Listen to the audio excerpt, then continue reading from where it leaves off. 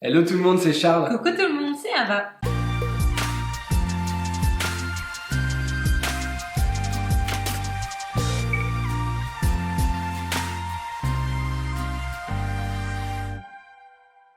On espère que vous allez merveilleusement bien. Comme toujours. Nous ça va très bien aujourd'hui. On est encore dans les bûches. Il y en a beaucoup cette année parce que vous nous l'avez demandé et on sait qu'il faut que vous trouviez la bonne. J'espère qu'elle sera dans toutes celles qu'on vous propose cette année sur YouTube. C'est la première fois que l'on va vous faire une bûche aux fruits. On vous a fait voter sur Instagram. Si vous ne nous suivez pas encore, il faut y aller absolument. C'est juste ici. On vous met notre pseudo.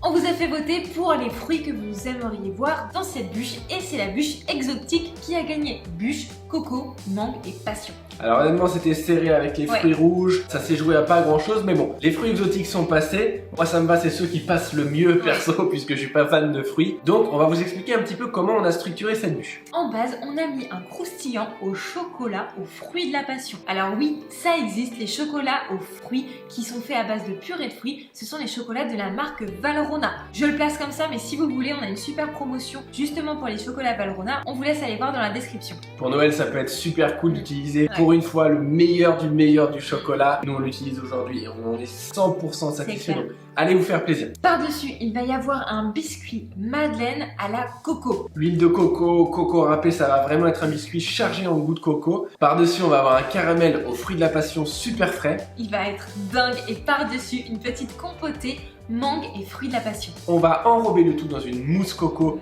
qui va être absolument délicieuse. Ce sera une crème diplomate. On va faire un double glaçage sur le dessus. Un peu artistique, vous allez voir. Vous nous direz en commentaire si ça vous plaît ou pas. Et puis après, on va voir ensemble si c'est bon ou pas. Si le programme vous plaît, mettez-nous un petit pouce bleu en bas de cette vidéo. Et on commence tout de suite avec la compotée exotique.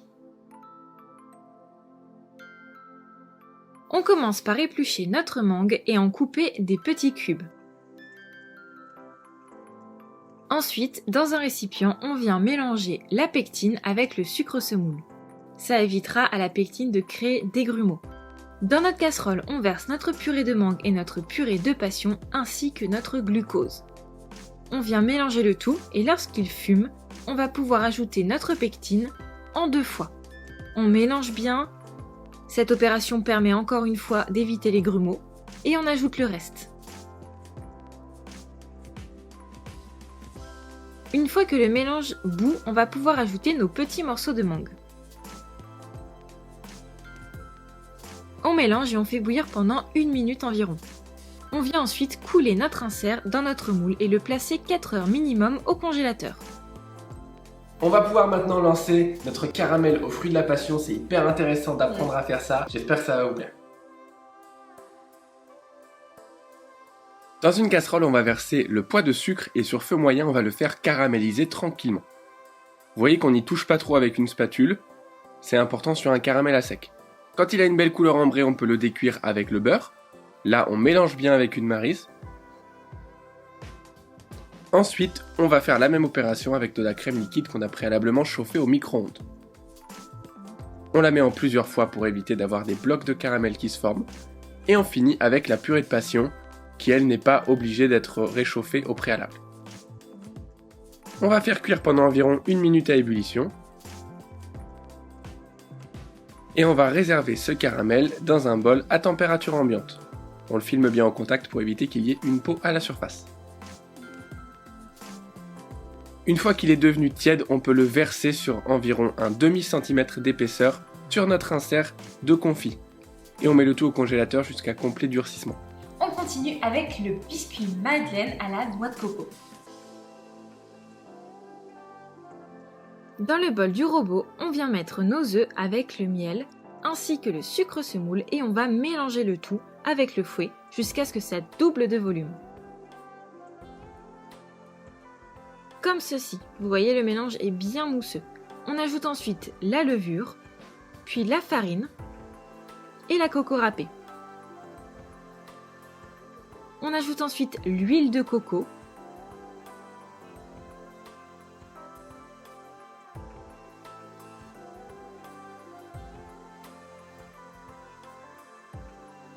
Et on termine avec le lait de coco.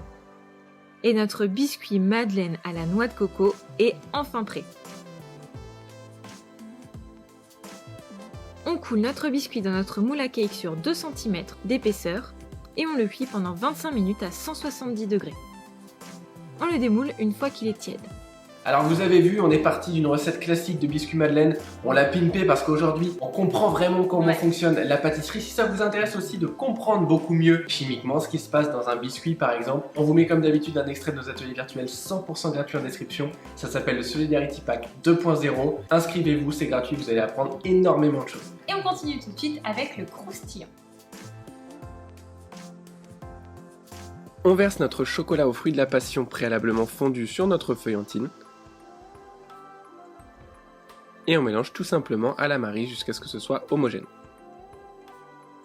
Une fois que notre insert est bien congelé, on vient déposer notre biscuit madeleine tiède. Vous voyez qu'il est un petit peu fissuré au démoulage, mais ça ne se verra pas du tout à la découpe. On met par-dessus notre croustillant qui doit arriver à hauteur, on l'étale avec une cuillère le plus finement possible, et on met cet insert au congélateur pendant au moins 1 heure. On termine avec notre crème diplomate avant de monter notre bûche. On vous retrouve juste après pour lancer les 2 différents glaçages. On commence par fendre une gousse de vanille en 2 pour venir gratter avec le dos du couteau toutes les graines qui sont à l'intérieur. Puis on va hydrater la gélatine dans son poids d'eau bien froide pendant 15 minutes au réfrigérateur. Dans un cul de poule, on verse la totalité des jaunes d'œufs avec le poids de sucre. Et on va mélanger le tout vivement pendant une vingtaine de secondes. On y ajoute la fécule de maïs ou de pomme de terre, peu importe. On mélange au fouet jusqu'à ce que ce soit bien homogène. Voilà. Et à côté de ça, on va venir mettre les grains de la gousse de vanille dans le lait de coco mélangé avec la purée de coco. On mélange le tout au fouet. Ça va faire fondre la purée. N'hésitez pas à mixer si comme nous, il vous reste quelques morceaux de purée. Vous voyez, on a un lait de coco, purée de coco à la vanille. On le fait chauffer jusqu'à ce que ce soit bien fumant. Et on va verser une moitié de ce mélange sur notre mélange jaune et sucre. On fouette bien et on remet le tout dans la casserole. On fouette sur feu moyen jusqu'à avoir une ébullition et un épaississement. Tant qu'elle est encore bien chaude, on ne l'a pas à l'image, mais vous ajoutez votre gélatine bien hydratée. Et on va venir mixer au mixeur plongeant cette préparation. Jusqu'ici, c'est une crème pâtissière, dans laquelle on ajoute la pesée de beurre bien froide qu'on fouette dans le mélange. Et on va laisser cette crème pâtissière reposer 2 heures au réfrigérateur à couvert. Au robot, vous allez monter votre poids de crème en crème fouettée. On veut une crème fouettée qui soit assez légère. Vous fouettez à vitesse moyenne jusqu'à avoir une texture de mousse à raser. Et vous versez cette chantilly en plusieurs fois dans votre crème pâtissière et vous fouettez le tout. Au moins pour la première moitié de chantilly.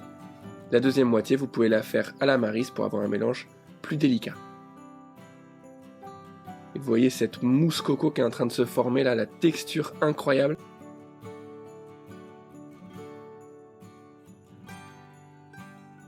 Ensuite, on vient démouler notre insert et dans notre moule à bûche, on va venir mettre notre diplomate coco sur le fond et les bords.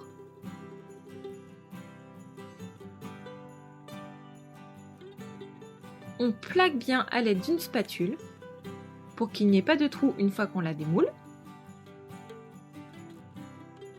Puis on dépose notre insert avec le croustillant vers le haut.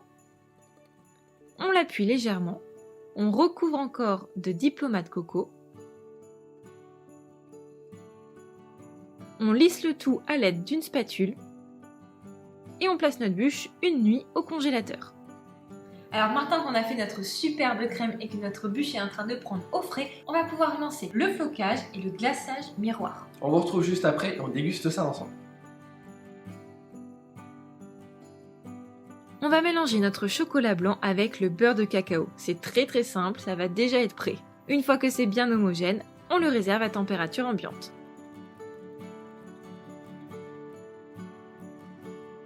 On hydrate la gélatine dans de l'eau bien froide pendant 10 minutes minimum au réfrigérateur. Dans une casserole, on vient mettre l'eau et le glucose.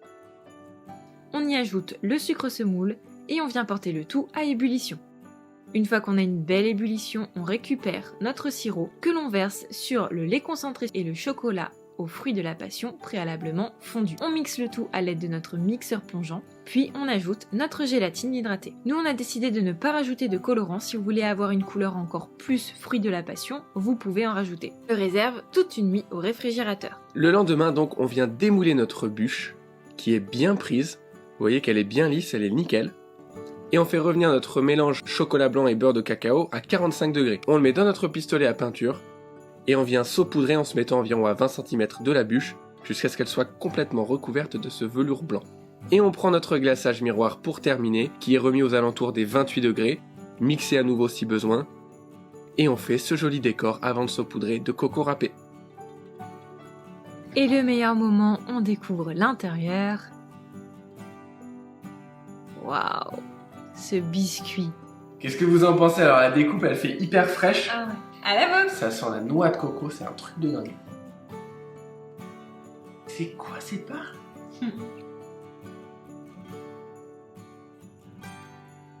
Je suis un fan de noix de coco. Ah ouais, mais on sent aussi beaucoup le fruit de la passion. Ah c'est parfait. Moi je sens plus le fruit de la passion que la noix de coco. Et bah moi je sens plus la coco. Ah ouais? Ouais. T'as peut-être eu plus de crème que moi aussi. Ouais. Mais je trouve ça génial parce que dans chaque préparation, il y a vraiment le fruit. Bon, à part le croustillant aussi du chocolat au fruit de la passion, mais ça reste de la purée de fruit de la passion qui est à l'intérieur. Et j'aime beaucoup, il n'y a pas d'arôme artificiel avec de la noix de coco râpée dans la mousse. Enfin, ça se sent, c'est bon, c'est frais et ces fruits-là vont merveilleusement bien ensemble. Le gros avantage aussi des fruits exotiques aux périodes des fêtes, c'est que ce sont les fruits de saison. Donc on utilise des fruits au meilleur moment de l'année. Ce serait un petit peu dommage finalement d'utiliser des fruits rouges parce que c'est pas du tout la saison. Enfin, c'est la saison mais pas chez nous. Donc idéalement, utiliser des fruits exotiques, elle est vraiment délicieuse. Si vous n'aimez pas la noix de coco, honnêtement, vous n'allez pas apprécier cette bûche. Pareil, si vous n'aimez pas le fruit de la passion, elles sont vraiment gorgées de goût des fruits. À voir si ça vous plaît. En tout cas, nous, on l'a trouvée délicieuse. Et si vous voulez faire des bûches aux autres fruits, ce que vous pouvez faire, c'est utiliser des purées de fruits. Soit que vous avez fait au préalable quand c'était la saison des fruits et vous les avez bien conservés,